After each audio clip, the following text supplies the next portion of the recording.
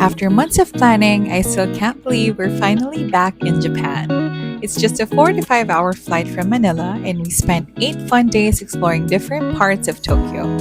We stayed in Chiyoda, right at the Akihabara station, and honestly, booking a hotel there was one of the best decisions we made for this trip.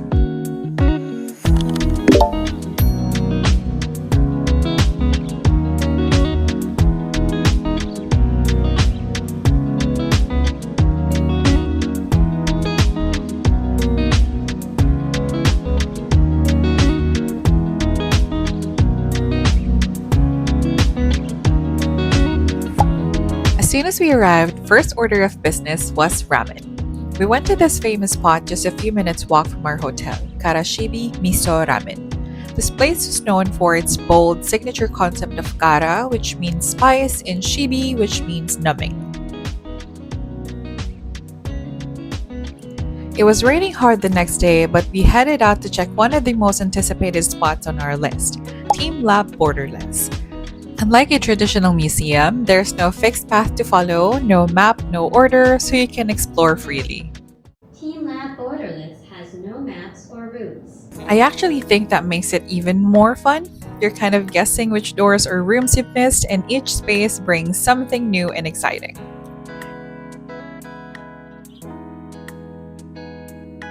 They also have a mobile app that lets you interact with some of the installations, which adds this extra magical layer to everything.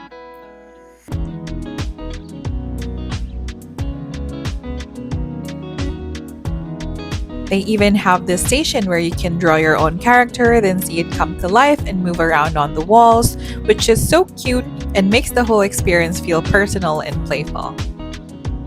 After that mind-blowing experience, we grabbed lunch at this well-known tonkatsu spot in Roppongi Hills, Butagumi Shokudo. They're famous for serving high-quality pork cutlets using carefully selected pork from all over Japan.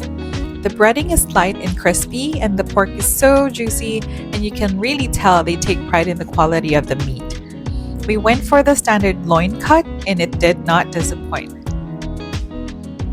We went straight to Harajuku to check out Takeshita Street. Of course, we had to try I Am Donut, which is known for their fluffy brioche-style donuts. Then we walked a little further and found a quiet spot right in front of the entrance to Meiji Shrine. The following day, we spent the morning at Oweno Park and Oweno Zoo. This zoo is home to the famous panda Lele and a ton of other animals. I'm not really a big fan of zoos, to be honest, just a personal thing. I always feel a bit sad seeing animals in enclosures, even though I know places like this do take care of them and often help with conservation. I totally get why families and kids enjoy visiting. It's still a fun and educational experience. Afterwards, we made our way to Ginza, and this is where you can spot the biggest Muji store, Uniqlo store, and where Itoya and Loft can be found. So if you're a fan of stationaries like me, this is your paradise.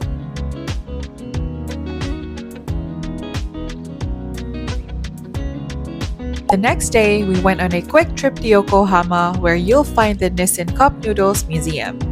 In here, you can actually design your own cup, choose your unique cup noodle flavor, and bring it home. It's super fun and interactive.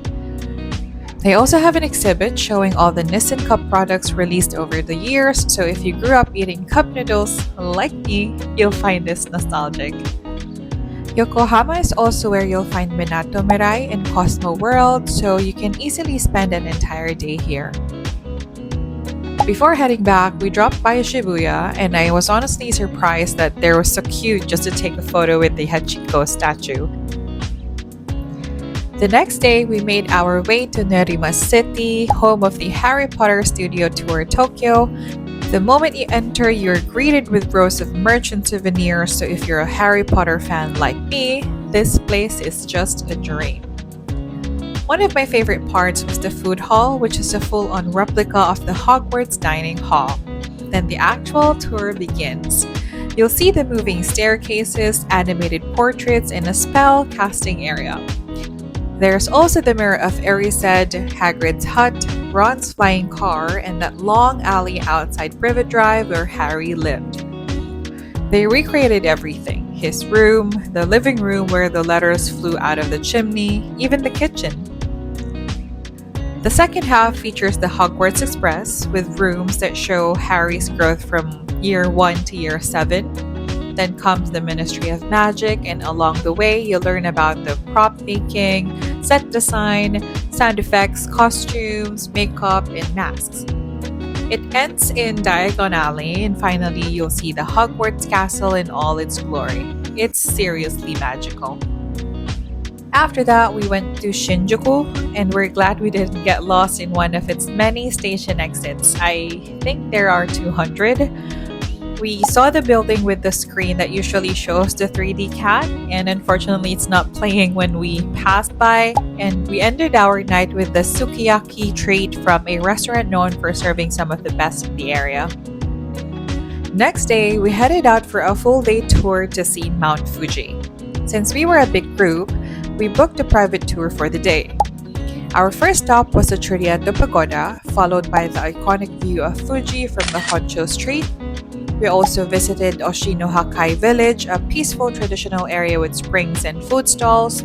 We had lunch sitting on the floor at a local restaurant and ended the day by Lake Yamanakako.